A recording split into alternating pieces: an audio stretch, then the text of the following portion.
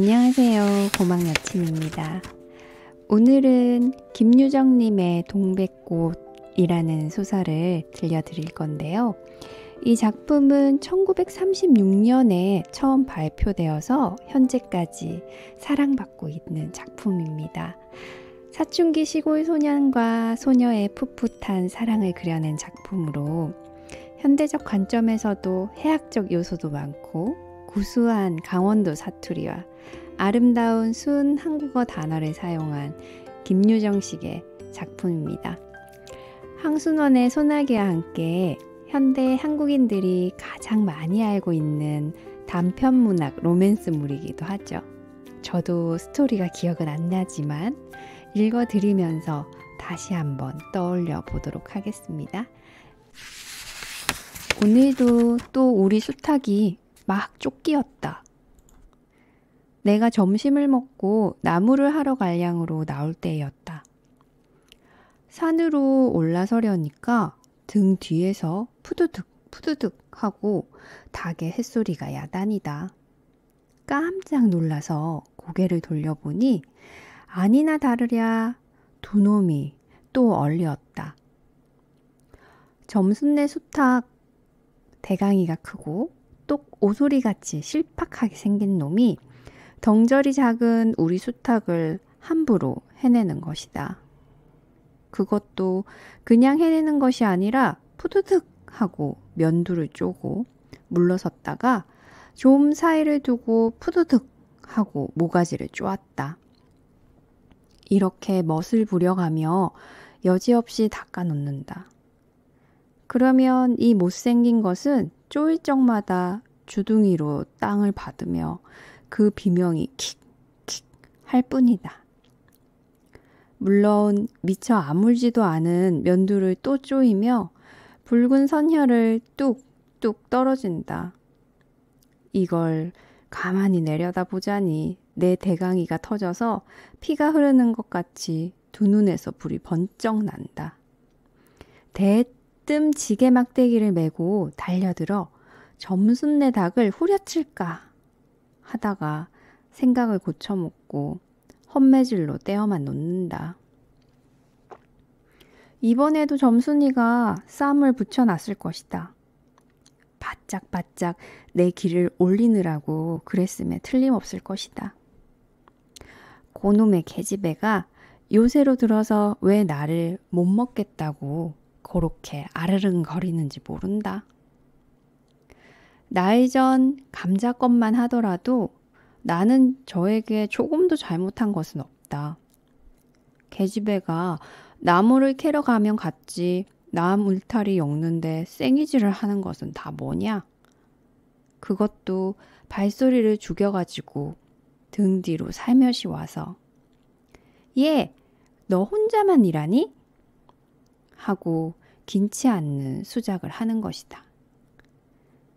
어제까지도 저와 나는 이야기도 잘 않고 서로 만나도 본체 만척체고 이렇게 점잖게 지내던 터이련만 오늘로 갑작스레 대견해졌으면 웬일인가? 항차 망하지만한 계집애가 남일하는 놈 보고 그럼 혼자 하지 때로 하되? 내가 이렇게 내배앉는 소리를 하니까 너 일하기 좋니? 또는 한여름이나 되거든 하지 벌써 울타리라 하니? 잔소리를 두루 늘어놓다가 남이 들을까봐 손으로 입을 틀어막고는 그 속에서 깔깔댄다. 별로 웃을 것도 없는데 날씨가 풀리더니 이놈의 계집애가 미쳤나 하고 의심하였다. 게다가 조금 뒤에는 제 집게를 할금할금 돌아보더니 행주치마에 속으로 꼈던 바른 손을 뽑아서 나의 턱 밑으로 불쑥 내미는 것이다. 언제 구웠는지 더운 김이 획 끼치는 굵은 감자 3개가 손에 뿌듯이 쥐었다. 네 집엔 이거 없지? 하고 생색 있는 큰 소리를 하고는 제가 준 것을 남이 알면은 큰일 날 테니 여기서 얼른 먹어버리란다. 그리고 또 하는 소리가 너 봉감자가 맛있단다. 난 감자 안 먹는다. 너나 먹어라.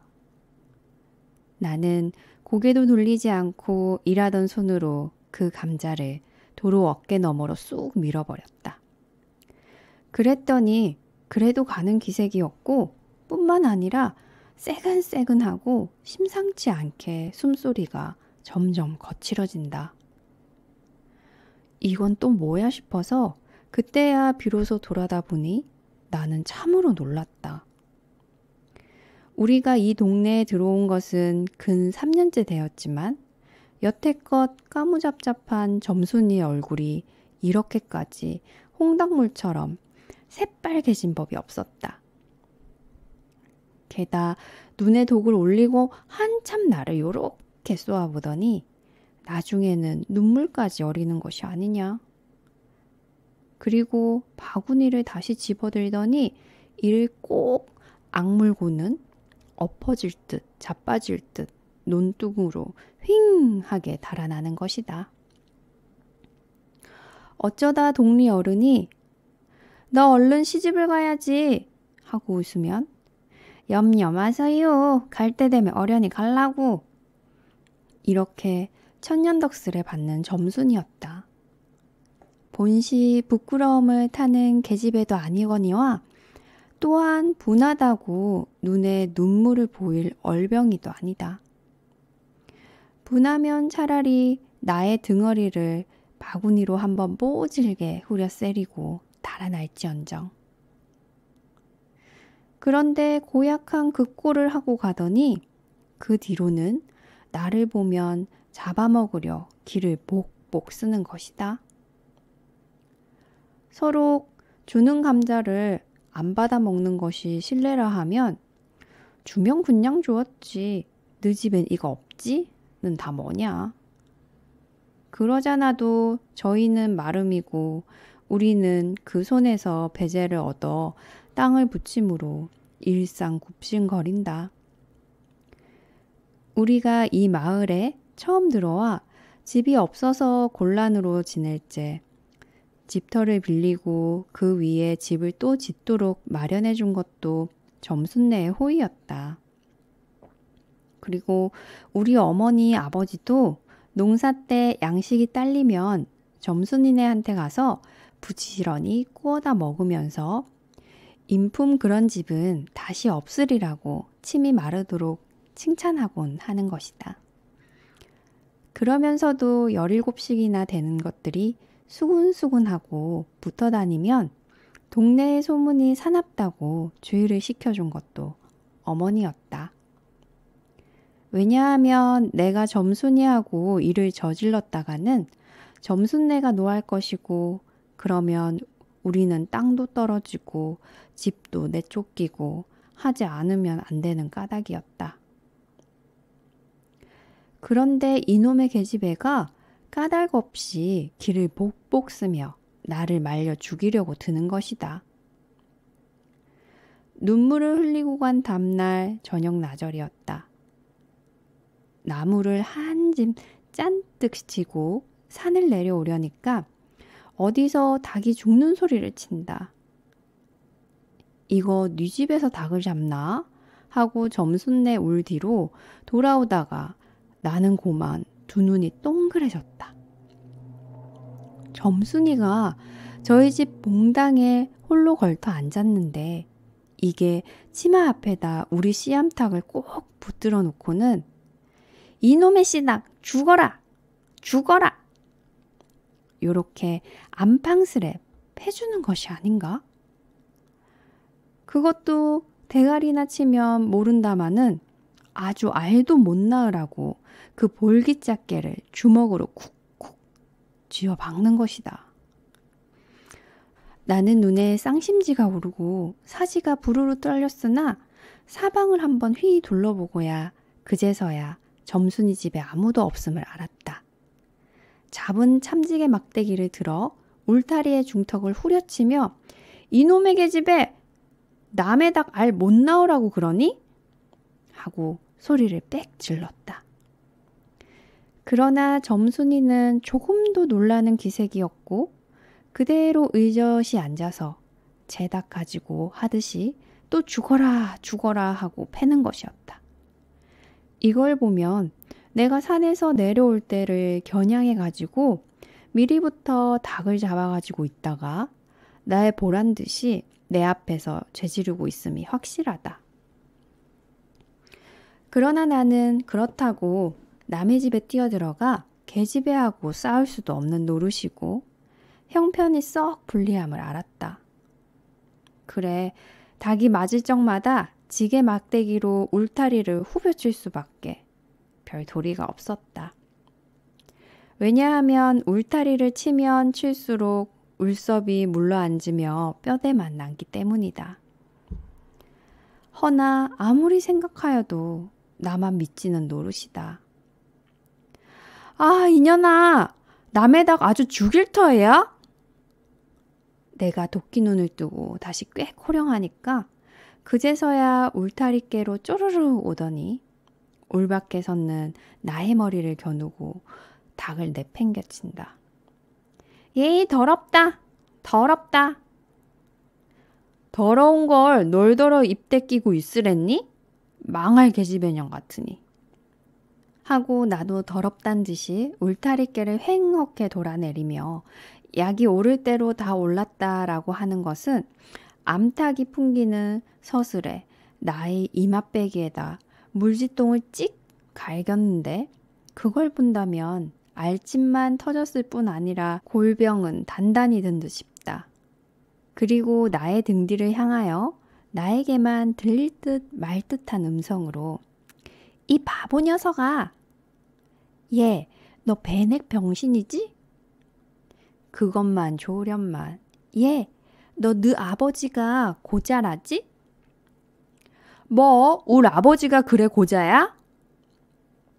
할 양으로 열번거지가 나서 고개를 획 돌려 바라봤더니 그때까지 울타리 위로 나와 있어야 할 점순이의 대가리가 어디 갔는지 보이질 않는다. 그러다 돌아서서 오자면 아까의 한 욕을 울 밖으로 또 퍼붓는 것이다.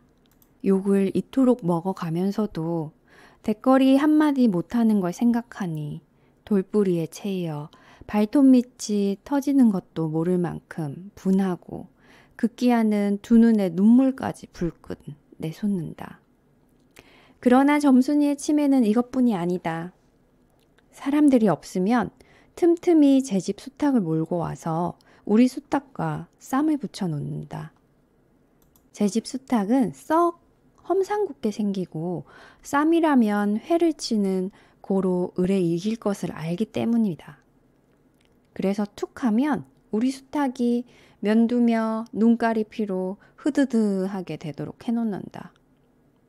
어떤 때에는 우리 수탉이 나오지를 않으니까 요놈의 계집애가 모이를 쥐고 와서 깨어내다가 쌈을 붙인다. 이렇게 되면 나도 다른 배차를 차리지 않을 수 없었다. 하루는 우리 수탉을 붙들어 가지고 넌지시 장독계로 갔다. 쌈닭에게 고추장을 먹이면 병든 한소가 살무사를 먹고 용을 쓰는 것처럼 기운이 뻗친다 한다. 장독에서 고추장 한 접시를 떠서 닭 주둥아리께로 들여밀고 먹여보았다. 닭도 고추장에 맛을 들였는지 거스르지 않고 거진 반 접시 턱이나 곧잘 먹는다. 그리고 먹고 금시는 용을 못 쓸 터이므로 얼마쯤 기운이 돌도록 햇속에다가 가두어 밭에 두엄을 두어 짐 전해고 나서 실참에 그 닭을 안고 밖으로 나왔다. 마침 밖에는 아무도 없고 점순이만 저희 울 안에서 헌옷을 뜯는지 혹은 솜을 터는지 웅크리고 앉아서 일을 할 뿐이다. 나는 점순네 수탉이 노는 밭으로 가서 닭을 내려놓고 가만히 맥을 보았다. 두 닭은 여전히 얼리어 쌈을 하는데 처음에는 아무 보람이 없었다. 멋지게 쪼는 바람에 우리 닭은 또 피를 흘리고 그러면서도 날개 쪽지만 푸드득 푸드득하고 올라뛰고 뛰고 할 뿐으로 제법 한번 쪼아보지도 못한다. 그러나 한 번엔 어쩐 일인지 용을 쓰고 펄쩍 뛰더니 발톱으로 눈을 하비고 내려오며 면두를 쪼았다. 큰 닭도 여기에는 놀랐는지 뒤로 멈실하며 물어난다. 이 기회를 타서 작은 우리 수탉이 또 날쌔게 덤벼들어 다시 면두를 쪼니 그제서는 감때 사나운 그 대강이에서도 피가 흐르지 않을 수 없다. 옳다, 알았다. 고추장만 먹이면은 되는구나 하고 나는 속으로 아주 쟁그러워 죽겠다. 그때에는 뜻밖의 내가 닭쌈을 부쳐놓는데 놀라서 울 밖으로 내다보고 섰던 점순이도 입맛이 쓴지 눈살을 찌푸렸다. 나는 두 손으로 볼기짝을 두드리며 연방 잘한다, 잘한다 하고 신이 머리끝까지 뻗쳤다. 그러나 얼마 되지 않아서 나는 넋이 풀리어 기둥같이 묵묵히 서 있게 되었다. 왜냐하면 큰 닭이 한 번 쪼인 안가품으로 호들갑스레 연거푸 쪼는 서슬에 우리 수탉은 찔끔 못하고 막 골른다.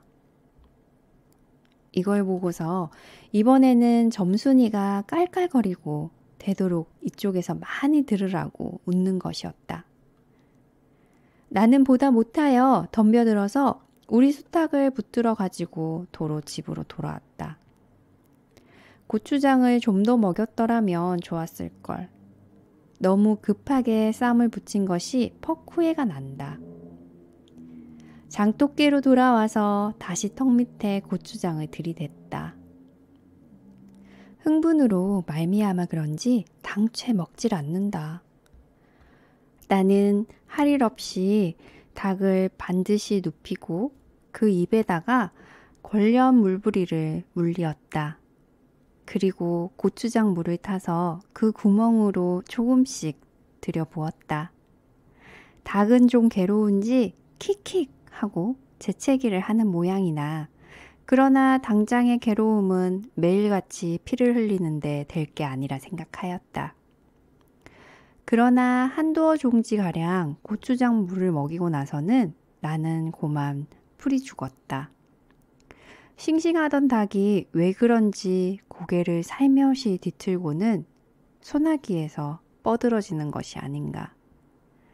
아버지가 볼까 봐서 얼른 회에다 감추어 두었더니 오늘 아침에서야 겨우 정신이 든 모양 같다. 그랬던 걸 이렇게 오다 보니까 또 쌈을 붙여놓으니 이 망한 계집애가 필연 우리 집에 아무도 없는 틈을 타서 제가 들어와 해에서 꺼내가지고 나간 것이 분명하다. 나는 다시 닭을 잡아다 가두고 염려는 스러우나 그렇다고 산으로 나무를 하러 가지 않을 수도 없는 형편이었다. 소나무 삭정이를 따며 가만히 생각해보니 암만 해도 고년의 목쟁이를 돌려놓고 싶다.